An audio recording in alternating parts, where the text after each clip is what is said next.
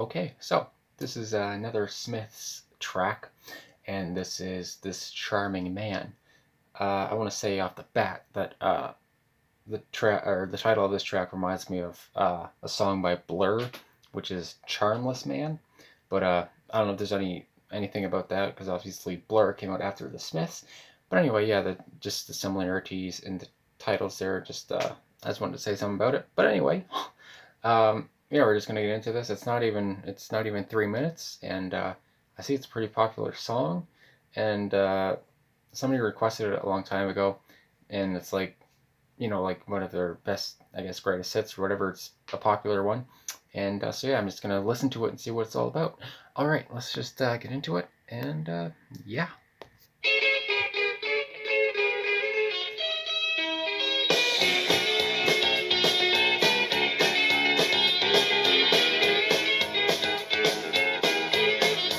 Haunted bicycle on a hillside desolate. Will nature make a man of me yet? When in this charming car, this charming man, why pamper life's complexity when the leather runs smooth on the passenger seat? I would go out tonight, but I haven't got a stitch to wear. This man said it's gruesome that someone so handsome should care.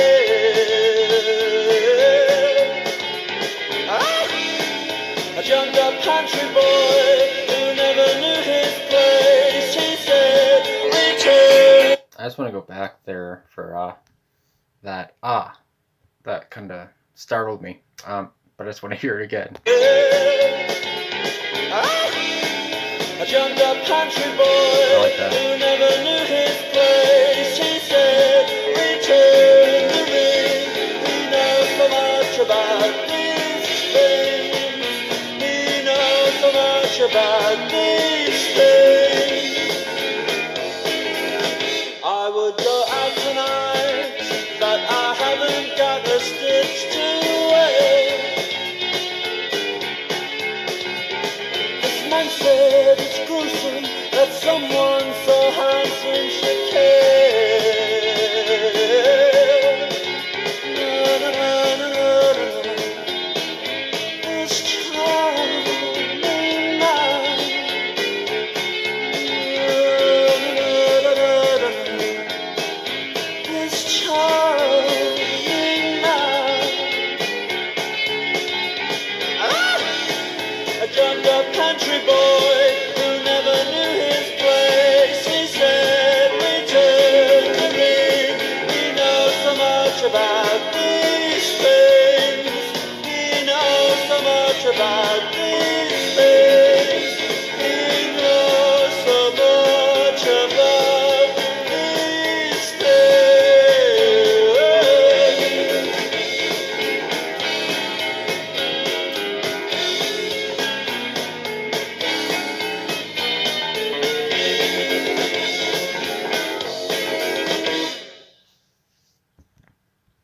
All right. So yeah, just a short little song there, but packs a punch. So yeah, okay. I love the vocals. Just like with every other Smith song I've heard.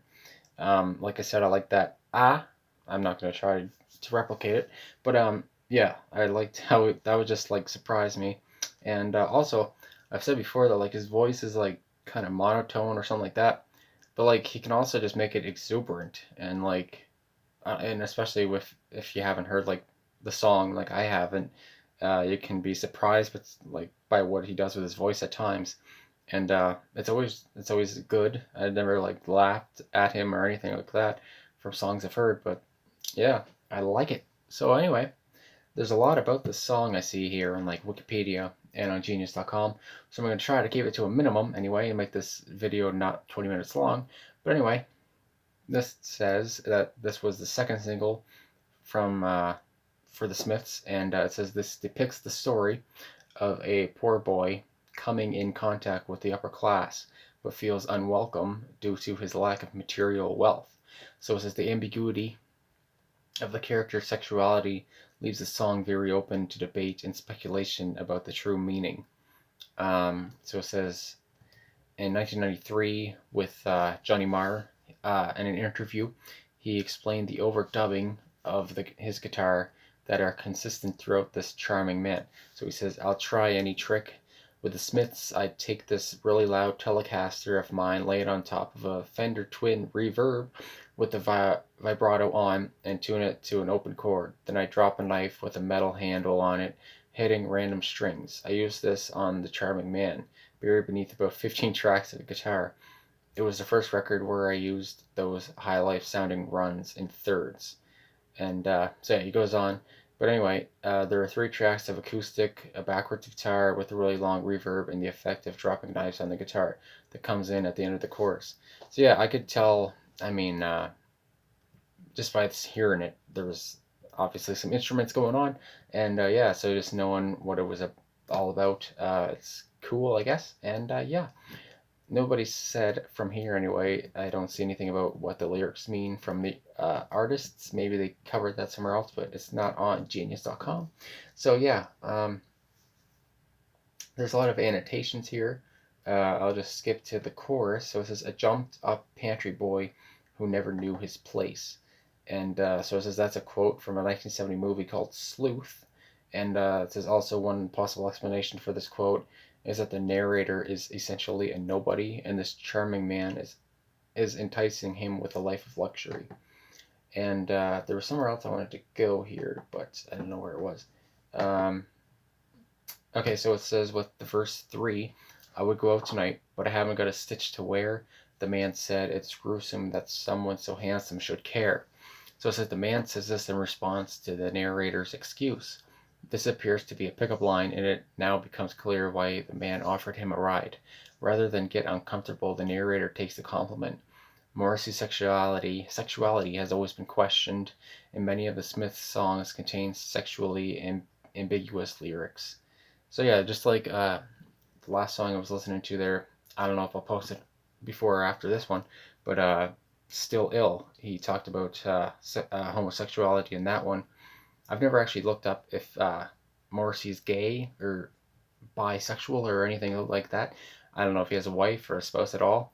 Um, I mean, I guess I could Google it just out of nowhere, right now. But let's just see. Oh boy, because now I'm curious. I don't know if anything's even gonna pop up. Um, so it says his first relationship was with a guy, Jake Walters. So it says Morrissey has revealed in his new autobiography that he did not have a relationship until he was 35. Uh, so yeah, he said he began a relationship with Jake Walters in 1994. That's pretty much all I see. And it says Morrissey is unfortunately not a homosexual. So yeah, there's a bunch of things here. I mean, I don't know. Jake Walters sounds like a man, I think. So either way, yeah, that's all I got from this. But I was just curious. So yeah, I mean, and apparently he said he's not a homosexual. I don't know if he ever was or what's going on. But yeah, that's another topic for another day. So yeah, I mean, this whole song is just, like I said, it's the charming man, this charming man. And like I said earlier, it depicts the story of a poor boy coming in contact with someone from the upper class. And yeah, there's a little bit of hidden innuendos in there and all that stuff. But yeah, and like it said, there's not really anything concrete about what this song is, I guess. But yeah, I'm just seeing a whole bunch of things here now, trying to digest it all. But with the end in here, it says, he said, return to the ring. He knows so much about these things by times 3. So this is a popular theory is that the young, naive narrator is engaged, and the older, more experienced, charming man is advising him to call it off. So this is another theory is that the song is a reference to The Picture of Dorian Gray by Oscar Wilde, and these lines represent Dorian's engagement. In the book, Dorian is talked out of the engagement by Lord Henry, the charming man.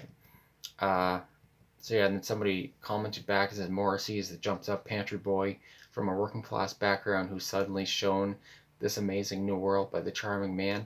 He tells him he doesn't have the clothes to go out, and this man says it doesn't matter because he's so handsome. The song is about Morrissey making a leap from his humble background into a better world, and whether it really is better or not.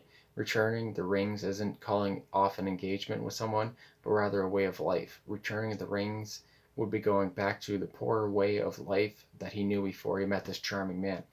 So yeah, again, like I've said before, there's always deep meanings to Smith songs. I mean, it always seems like the lyrics are top notch, and they're not just phoned in. And yeah, it's just great vocals, great song. Lyric lyricism is there, and it's a lot to unpack, I guess. But yeah, I love it. I like it. I've loved every friggin' Smith song I've heard. I'm tripping over my words. I can't even explain, and I think I'm losing my voice. But yeah, like I said, the track title kind of reminded me of the Blur song "Charmless Man," and I mean, since these bands were both UK bands, I mean, I don't know if they found influence in the Smiths, but they probably did. I would guess. But either way, yeah, that was just a thing that was on the top of my head, and I just repeated it. And yeah, anyway, that was this video. Short song, but great one, and lots of meaning again. Anyway, that was it. Thanks for watching.